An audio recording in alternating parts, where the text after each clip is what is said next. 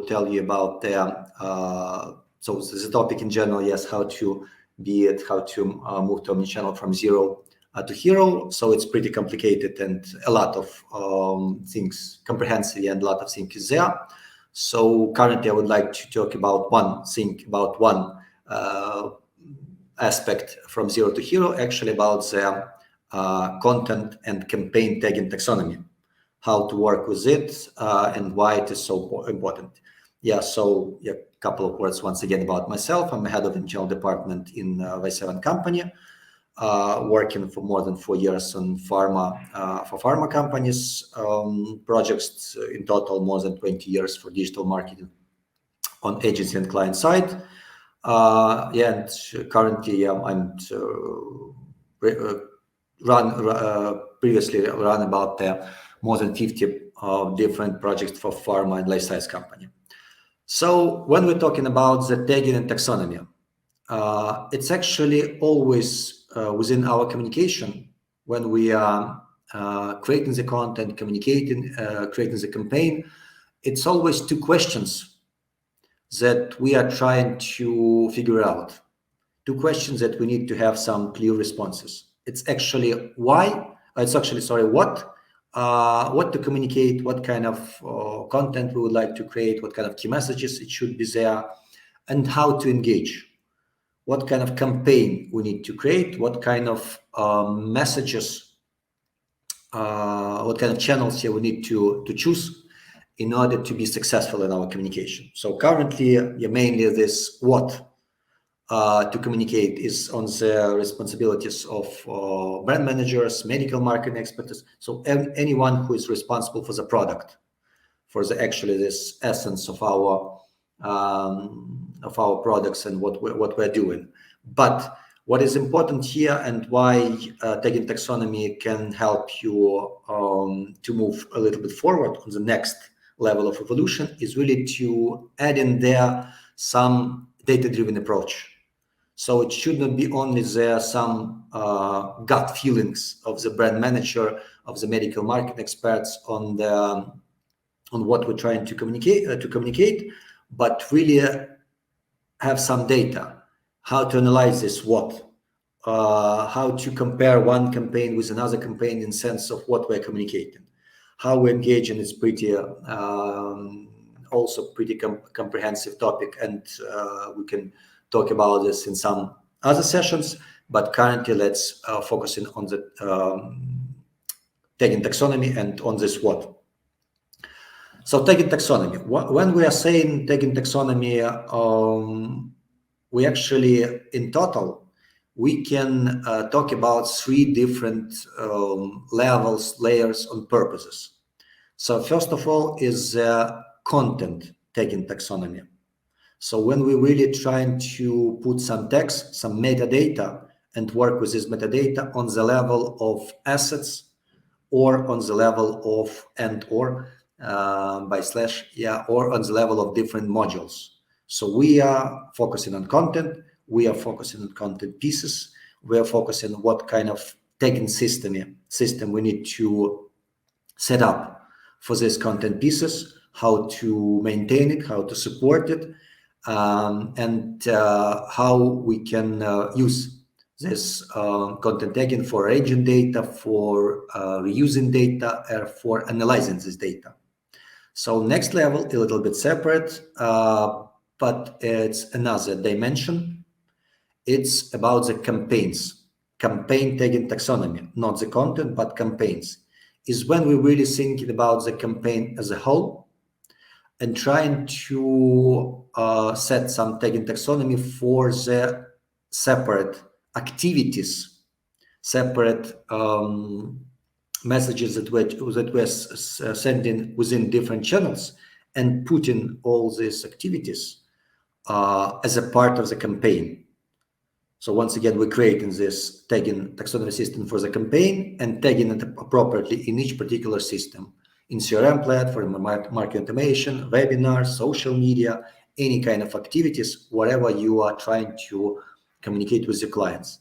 And on the third level, we actually, what we need to do, we need to combine we need to combine these three levels, or this previous, sorry, four different levels, combine into one holistic ecosystem: content taxonomy and campaign taxonomy.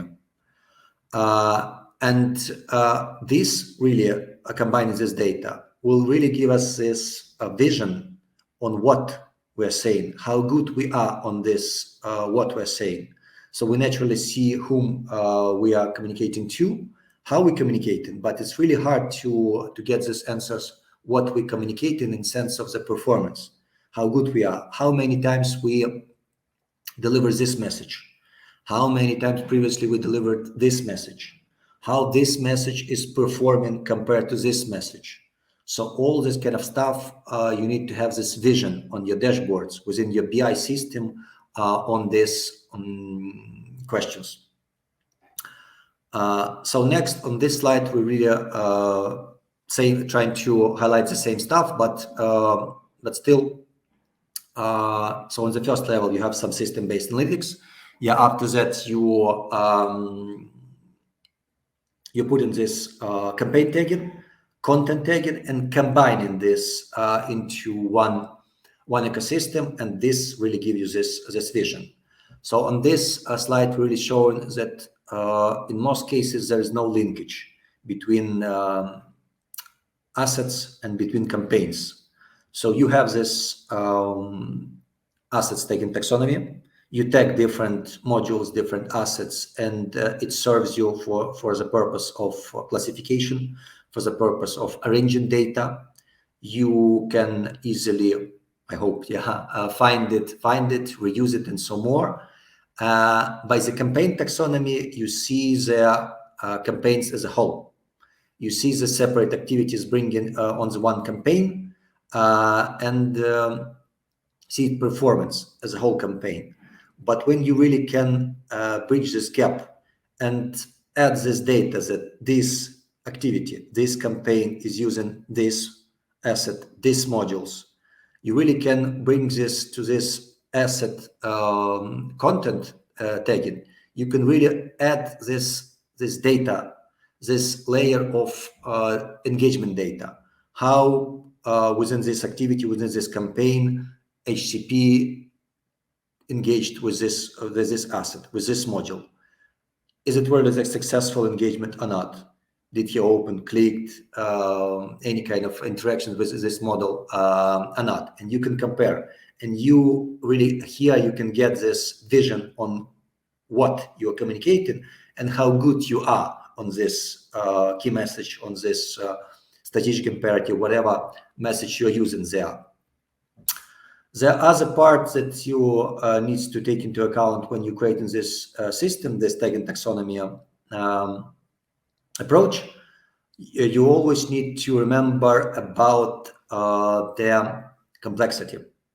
So, and it could be a little bit tricky, because from one standpoint, you can create pretty simple, pretty easy to maintain system, but you will not get a lot of this insights, a lot of this data. From other perspective, you can create pretty sophisticated, pretty complex system, a lot of text, a lot of text categories, but it could be a little bit hard for the users to support it. So, for example, if you will ask some any kind of colleagues, go to the content pieces and add 40 different text categories, they are populated, it could be hard for them to populate them all. The same for the campaign. So it's always a question of balance. Also, it's always a question of how many efforts you need to put in order to not to develop really, but to maintain the system in the future.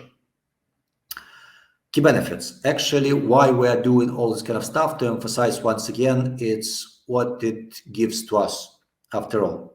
So first of all, it can push our analytics to the next level. When we have this more comprehensive campaign dashboards and content dashboards as well. So we not only will be able to answer these questions on whom we're communicating, how good we are, but on this what, as I emphasized previously. So next is we are getting these additional insights. So the data will become more useful. We can make more some really this actionable insights from this data that we will transform into action. So analytics without really this transformation into actions is not really worth it. We can compare different campaigns and different assets among themselves. Which one is performing better? Which one is performing not so good? Maybe this module seems to us and this asset seems to us not so fancy, but it's working. It's working better than the other one that seems a little bit more fancy. It's also give us, the next one is it's also give us more clear campaign planning and goal setting. Goal setting, why we're actually setting this campaign, why we choose this module over this module, this asset over this module. And this will slowly but surely, when you implement the system and make it work. So slowly but surely it will be the mind shifting towards this more advanced approach in communication, more data driven, more goal oriented. And eventually, after all, it will improve performance. It will improve performance of all your activity, improve performance of your content, of your campaigns. It will work, better for you. So on this part, I think, we can switch to some questions and answer the questions that we have.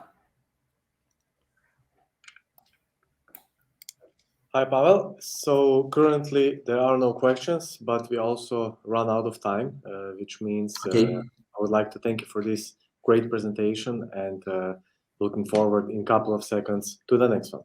Thank you very much, Pavel. See you. Take care.